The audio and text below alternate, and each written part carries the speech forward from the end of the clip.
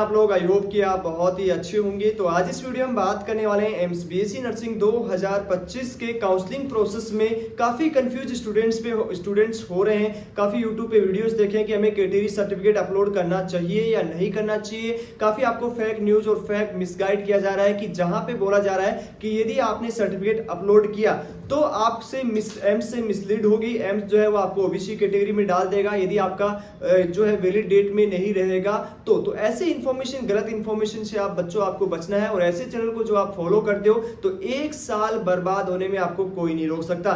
किस तरह से किसी की एक इन्फॉर्मेशन मनगढ़ंत जो कहानियां होती है वो कहानियां आपका एक साल कैसे बर्बाद करती है वो इस वीडियो में देखिएगा। और साथ ही साथ एग्जैक्ट क्या इन्फॉर्मेशन है, क्या सही इंफॉर्मेशन है वो इस वीडियो में डिस्कस करने वाले हैं। तो basically my self Rajesh Kumar, पिछले 5 साल से मैं AIIMS BSc nursing paramedical RHS की काउंसलिंग कर रहे हैं। तो एक एक्सपर्ट टीम के साथ यदि आपको भी काउंसलिंग प्रोसेस करवाना हो तो स्क्रीन पे चल रहे नंबर से आप कांटेक्ट कर सकते हो कि आपकी रैंक पे सीट मिलेगी या नहीं मिलेगी, क्या एम्स की असली प्रोसेस होती है, सभी चीजें जानने की कोशिश कीजिएगा। और जितने भी पेरेंट्स हैं, बच्चे हैं, वीडियो को देख रहे हैं, बच्चों वीडियो को लास्ट तक देखो ताकि आपको सही चीजें पता लग जाए कि कौन से डॉक्यूमेंट्स कब अपलोड करने हैं और कौन से अपलोड आपको कहां करने होंगे। और आपका जब सीट अलॉटमेंट हो जाएगा तब आपको कौन कौन से डॉक्यूमेंट्स हैं वो कॉलेज में लेके जाने हो, कैसे लेके जाने हैं, सारी चीजों की हम बात करेंगे। इससे पहले यदि आप वीडियो को देख रहे हो तो वीडियो को लाइक एंड बच्चे चैनल को सब्सक्राइब कर लो ताकि सही इंफॉर्मेशन मिले और आपका एक साल बच जाए, कोई भी गलती आपकी मिसलीड नहीं हो। तो चलिए सबसे पहले वीडियो को स्टार्ट करते हैं। इस वीडियो में क्या बात करेंगे?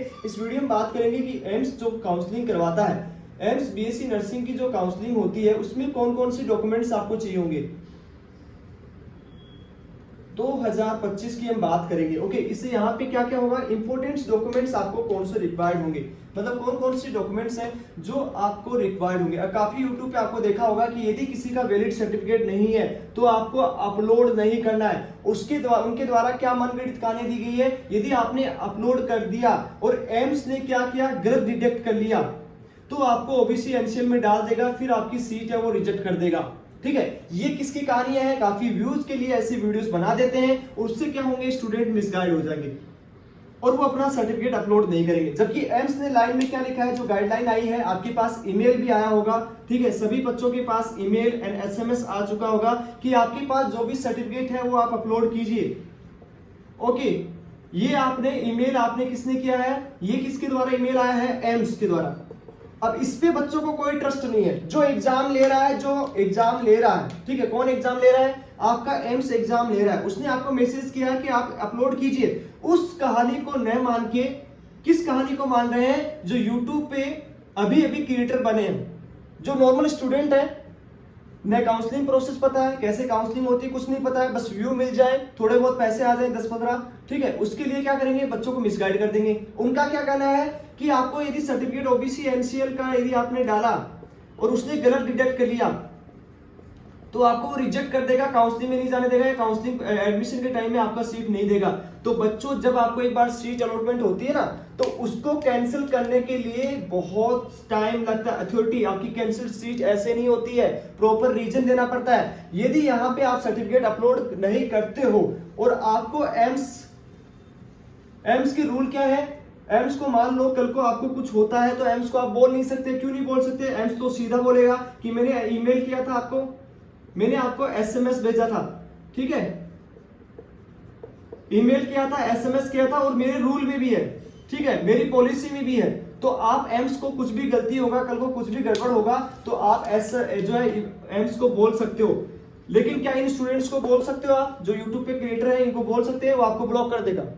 सिंपल सा बात है, तो आप दोस्त को कुछ कहोगे वो आपको ब्लॉक कर देगा, कॉन्टेक्ट लेस, यूट्यूब से हटा देगा, सबसे हटा देगा। लेकिन आप एम्स को तो बोल सकते हो ना, ठीक है, कि भाई आपके रूल में लिखा हुआ था। एम्स तो सीधा बोलेगा कि भाई मैंने तो बोला था आपको कैटेगरी सर्टिफिकेट बनाने के लिए, मैंने तो ईमेल भी दिया गया था। अब यदि आपको एम्स को पता कैसे लगेगा कि भाई आप ओबीसी एनसीएल के स्टूडेंट हैं और आपको जनरल में डालना है, उसने क्या मैसेज किया है कि यदि आपके पास सर्टिफिकेट है, सीधा सा उसका मैं आपको वो भी स्क्रीनशॉट स्क्रीन पे दिखा रहा हूं, ठीक है, वो देख लीजिएगा। उसने क्या बोला है कि आपके पास ओबीसी एनसीएल है, यदि वो वैलिड नहीं है, ध्यान से सुनिएगा, यदि वो वैलिड डेट में नहीं है, या आपका ईडब्ल्यूएस के स्टूडेंट हो, यदि वो वैलिड डेट में नहीं है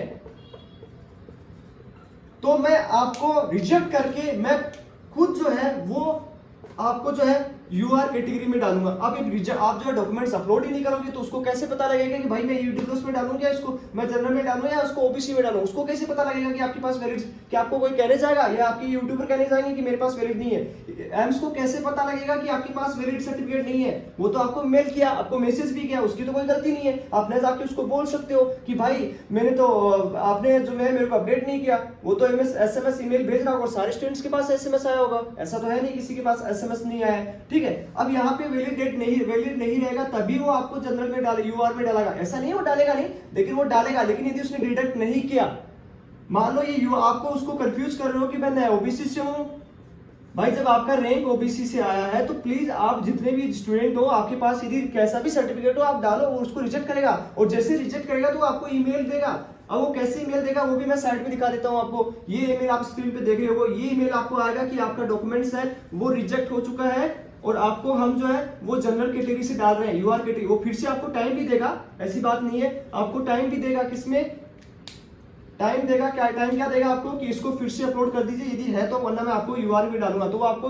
प्रॉपर जो है ईमेल देगा। अब जिसका वेरीफाइड होगा उसको ईमेल नहीं आएगा, सिर्फ ईमेल किसको आएगा? जिनका वैलिड हो जाए, वैलिड नहीं होगा, ठीक है। तो ये चीज आपको समझनी है, इसी फ्रैंक अपडेट के साथ मत आओ। इसलिए आप एक साल बच्चों सही से बचाओ, सही चैनल के साथ जुड़ो, सही टीम के साथ काम करो, ओके। तो अब यहाँ पे बात करेंगे कौन कौन से डॉक्यूमेंट्स हैं वो आपको काउंसलिंग में चाहिए होंगे और कौन कौन से डॉक्यूमेंट्स हैं वो आपको सीट अलॉटमेंट होने के बाद चाहिए होंगे। दोनों ध्यान से सुनिएगा, सीट अलॉटमेंट होने के बाद आपको कौन से डॉक्यूमेंट्स चाहिए होंगे। तो सबसे पहले आपकी बात करेंगे काउंसलिंग की। तो काउंसलिंग में आपको कोई भी डॉक्यूमेंट्स नहीं चाहिए होगा। अभी आपको क्या करना है, बस सिर्फ ओबीसी, एनसीएल और ईडब्ल्यूएस के जो स्टूडेंट है उनको बस सर्टिफिकेट अपलोड करना है, चाहे आपके पास वैलिड हो या नहीं हो। बच्चों वो काम एम्स का है, आपका नहीं है, ठीक है। कि उनके पास टीम नहीं है, वो रिडक्ट गलत कर देंगे, तो बच्चों उनके पास प्रॉपर टीम है, ठीक है। उनका यही काम है और वो जब से एग्जाम दे रहे हैं तब से वो यही काम कर रहे हैं। अब तो पहली बार एग्जाम दिए, उनका हर साल का काम है, ठीक है। आज तक तो किसी स्टूडेंट्स का ऐसा हुआ नहीं है कि यूआर के बच्चा था, सॉरी ईडब्ल्यू ओबीसी का बच्चा था और इससे सर्टिफिकेट नहीं होने के कारण भी ओबीसी में डाला, ऐसा कभी नहीं हुआ है। तो इस सब चीजों पे फ्रैंक अपडेट पे विश्वास मत करो, फालतू में हर चीज में मत फंसो। फालतू में एक साल बर्बाद होने में 1 मिनट लगेगा, एक इन्फॉर्मेशन, गलत इन्फॉर्मेशन, आपका करियर खराब, 1 साल खराब। चलिए ये हो गया। अब यहाँ पे क्या होगा, एससी एसटी को नहीं करना है कोई भी सर्टिफिकेट अपलोड, आपको सीधा काउंसलिंग का वेट करना है, ठीक है। अब जिन बच्चों का वैलिड नहीं होगा सिर्फ उसी को आपका एम्स जो है एक ईमेल करेगा आपको कि आपका वैलिड नहीं है। तो एक आपको क्या आएगा, एक आपको क्या आएगा, ईमेल आएगा। समझ में आ गए? तो ये सर्टिफिकेट यदि वैलिड नहीं होगी तो आपको एक ईमेल देगा कि हम ये यूआर कैटेगरी में डाल रहे हैं और टाइम भी देगा आपको 3 दिन कि आप फिर से अपलोड कर सकते हो। यदि आपके पास है गलती से सही अपलोड नहीं हुआ तो आप फिर से, तो इसके लिए आपको एक आएगा, एक ईमेल आएगा। कैसा ईमेल आएगा वो स्क्रीन पे आपको दिखा रहा हूँ, ओके। उसके बाद आपको क्या चाहिए होगा, ये तो हो गया आपका पहले काउंसलिंग से पहले क्या करना है, आपको एक सर्टिफिकेट ये अपलोड करना था। किसको? सिर्फ ओबीसी और ईडब्ल्यूएस के स्टूडेंट को। अब नेक्स्ट हम बात करेंगे, नेक्स्ट हम क्या बात करेंगे कि अब आपको काउंसलिंग के दौरान क्या चाहिए। तो काउंसलिंग के दौरान एक प्रोसेस होता है रजिस्ट्रेशन। ये क्या होगा, आपका एक प्रोसेस होगा रजिस्ट्रेशन। अब इस रजिस्ट्रेशन में क्या डॉक्यूमेंट चाहिए होंगे, कोई भी डॉक्यूमेंट्स यहाँ पे नहीं चाहिए होगा। क्या चाहिए होगा, सिर्फ आपकी ईमेल आईडी, ईमेल आईडी जो आपने एप्लीकेशन फॉर्म में दी थी। उसके बाद एक आपको एसएमएस आएगा आपके मोबाइल नंबर पे, जब आप रजिस्ट्रेशन करेंगे तो एक ओटीपी आता है, बस सिर्फ एक ओटीपी आएगा और उसके अलावा कुछ भी नहीं आने वाला। तो ये आपको काउंसलिंग में कोई भी डॉक्यूमेंट्स नहीं चाहिए, मतलब काउंसलिंग आप यदि करोगे तो उसमें कोई भी डॉक्यूमेंट्स नहीं चाहिए, सिर्फ 2 चीज चाहिए होगी, ईमेल आईडी और एसएमएस। अब हम बात करेंगे इसके बाद जो सेकंड आपका जो सीट अलॉटमेंट होगा, सीट अलॉटमेंट होगा तो आपको क्या क्या डॉक्यूमेंट्स है वो चाहिए होंगे, ओके। अब आपको कॉलेज में लेके जाने पड़ेंगे, उसके लिए जो भी कॉलेज अलॉट हुआ वो आपको एक ब्राउचर भी देगा, उसका आपको ईमेल कर देगा। जो भी कॉलेज अलॉट हुआ वो सारे डॉक्यूमेंट्स आपको एक बार ईमेल करेगा, ठीक है। अब यहाँ पे क्या होगा, सीट अलॉटमेंट क्या होगी। अब सबसे पहला आपको एडमिट कार्ड चाहिए होगा। तो जिन बच्चों के पास एडमिट कार्ड अभी नहीं है तो वो अपना डाउनलोड कर लो। दूसरा 10th एंड 12th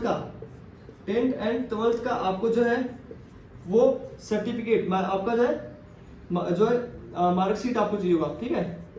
मार्कशीट आपको चाहिए होगा। तो ये आपकी 10th एंड 12th की मार्कशीट आ गई। अब आपको डीओपी चाहिए होगी, डेट ऑफ बर्थ यदि आपके पास नहीं है तो 10th का आपका चाहिए होगा। ये डॉक्यूमेंट्स कुछ होते हैं जो नेसेसरी होते हैं, तो इसका आपका यदि नहीं है डीओपी तो 10th का सर्टिफिकेट आपको मार्कशीट का भी चल जाएगा, ओके। ये हो गया। उसके बाद में 4th नंबर पे ये हो गया। इसके बाद आपका स्कोर कार्ड डाउनलोड कर लीजिएगा। लेटर, ये जो आपको सीट मिल जाएगी जब आप काउंसलिंग प्रोसेस से जाएंगे और आपको सीट अलॉटमेंट होगा तो सीट अलॉटमेंट लेटर देना पड़ेगा। उसके बाद एक्सेप्टेंस लेटर आपको, ये भी आपको जब सीट एक्सेप्ट कर लोगे तब आपको देना होगा। उसके बाद आधार कार्ड, 4 फोटो आपको देनी होंगी एप्लीकेशन फॉर्म में जो लगाई थी, मे भी हो सकता है यदि आपके पास नहीं हो तो दूसरी फोटो इस्तेमाल कर सकते हो। उसके बाद एप्लीकेशन कंफर्मेशन पेज, हालांकि रिक्वायर्ड नहीं होता है, फिर भी आप रख लेना। जब आपने एप्लीकेशन फॉर्म भरा था तो एक आपको कंफर्मेशन पेज दिया होगा, हालांकि इसकी रिक्वायर्ड नहीं रहेगी बच्चों, तो इसलिए लेके सीरियस मत हो जाना, लेकिन फिर भी आप रख लेना। ओके, डोमिसाइल सर्टिफिकेट यदि है तो रख लेना, ये काफी जगह कुछ जगह मांग लेते हैं, बाकी नहीं मांगेंगे। ओके, कैटेगरी सर्टिफिकेट आपके पास होना चाहिए। कैटेगरी सर्टिफिकेट किसको देना है? जो आपका ईडब्ल्यूएस ओबीसी से जिसका काउंसलिंग होगा, आपका कैटेगरी नहीं, जब आपका वेरीफाइड होके, ओके, जब आपका वेरीफाइड रेट में नहीं रहेगा तो आप तो जनरल में काउंट हो जाओगे तो आपको सर्टिफिकेट लगेगा नहीं। लेकिन यदि आपकी काउंसलिंग ईडब्ल्यूएस से ओबीसी से होती है, ध्यान से सुनिएगा, काउंसलिंग जिस कैटेगरी से होगी उसी का आपको सर्टिफिकेट देना है, एससी एसटी।